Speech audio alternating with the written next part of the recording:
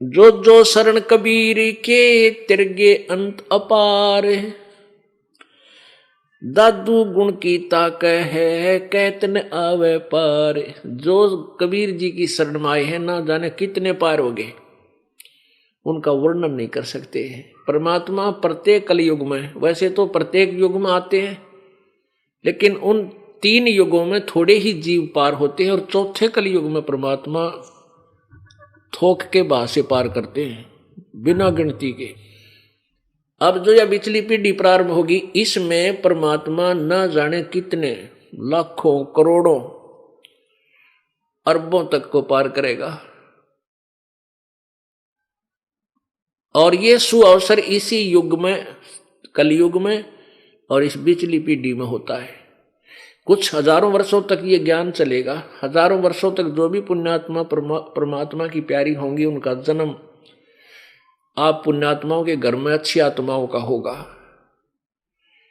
वो पिछले पुण्यकर्मी प्राणी आएंगे, आपको भी कोई कष्ट नहीं होने देंगे, उनके कर्म इतने अच्छे होंगे। और फिर वो भक्ति करके अपना पार हो जाएंगे। हजारों वर्षों के बाद फिर नास्तिकता फिर पनपेगी, लोग दुष्ट हो जाएंगे। अब देख रहे हो कितनी गिरावट आ गई है समाज में, भक्त मनुष्य समाज में जुल्म हुआ पड़ा गति। और अब इस ज्ञान से एक बार फिर सेट होएगा, भगवान से डरने वाली अच्छी आत्मा ऊपर आवेंगी, उभरेंगी, और निकम्मी आत्मा भी अच्छी हो जाएंगी। इस ज्ञान को सुनकर कोई किसी को दुखी नहीं करेगा, कोई लूटे खसोटे नहीं गा। उनको पता लग जाएगा किसके लिए कर रहा हूं, और करूंगा तो फिर पाप भी मुझे भोगने पड़ेंगे। किसी का कोड लग रहा है, किसी की आंख फूट गई, किसी का कैंसर हो गया, किसी की जीभ कट गई, किसी का हाथ कटा पड़ा है, ये पाप कर्मों के परिणाम है। फिर जब को ये पता हो जाएगा कि ये जैसे जो हमें आपदाएं आती हैं, ये हमारे पाप कर्मों से आती है, फिर कोई बुरा नहीं कर सकता। अनजानपने में हाथ जला रहे हैं हम, अनजानपने में नंगे तार को, बिजली के तार को जिसमें करंट होता है, उसको भी छू लेता है बालक और मृत्यु को प्राप्त हो जाता है। और जब वो बड़ा होता है, समझदार होता है, उसको ज्ञान होता है कि इसमें भयंकर बिजली है, नंगे तार को आप भी हाथ नहीं लगाता और दूसरों को भी नहीं लगाने देता, दूर से आवाज लगाता कि इसके निकट ना जाना, इसमें बिजली है, मर जाओगे।